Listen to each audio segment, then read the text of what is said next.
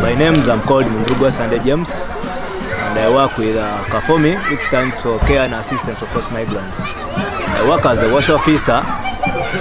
Basically, as a wash officer, my role is to oversee how the water supply in this community that we are serving right now is managed.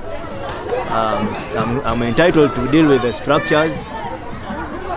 Talking about sanitation, I'm talking of sanitation, that's both the hardware bits and the software bits. Basically under sanitation, we've been constructing mobilettes to see that our POCs have a place of convenience. And of course to prevent the transmission routes of fecal-oral diseases. And at most, we are looking at cutting the chain of open defecation. You know, once we receive a big number of people, for example, the 19,000 that we're having right now, without these facilities, then it could be a mess. It could even give a possible outbreak to cholera. So these are the things that we are trying to do here.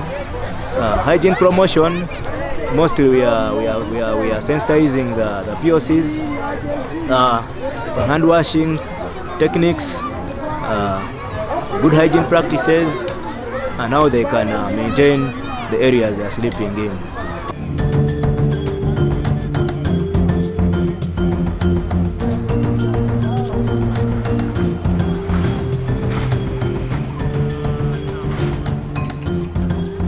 Yeah, you know, as the wash sector, it is really challenging. Just as you can see behind me here, these sanitation facilities are really not adequate enough vis-a-vis the population. So really there's need of establishing more sanitation facilities in terms of mobilettes and temporary latrines.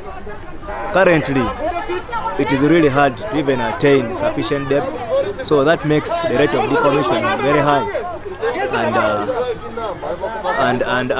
and that's already a challenge on our side. The number of facilities compared to the population is really challenging. Therefore, there's need for rapid establishment of these facilities. Just like I said, the terrain here is not really easy to attain, so there's need of us having moving equipments to see that we excavate pit containments that are of adequate depth. So that's the first challenge. And then of course, still under sanitation, you know, it's a rainy season, the things are getting filled up, and yet we need to decommission these facilities. So decommissioning is a challenge.